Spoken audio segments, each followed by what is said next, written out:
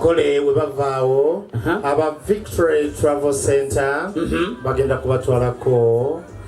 ebweru w'eggwanga ate basanyukeko babalambuzeko ku nsi balabeko ne ku birungi ebiri mu nsi kubanga be bokka mu Uganda yokka abatambuza abagole ne bagendako mu anemone enteekateeka eyo tugikubire mu ngalo ez'amaanyi taata omulungi iye oli tasobola kukuba mu ngalo olw'ensonga yategeka ogugwe gwafa naye olaba ogwa munno nga kuvuddeyo okuba mu ngalo ne weebalizako Katonda nti Yesu akoze kale kikole nga tagenderedde okuba mu ngalo Victory Travel Center beboka abatambuza abantu oba oyagala kugenda mu honeymoon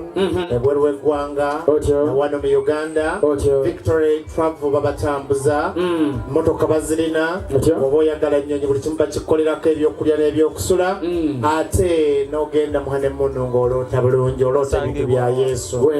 era entinda obasangayo bulungi mu mbeera efaanana bw'etyo.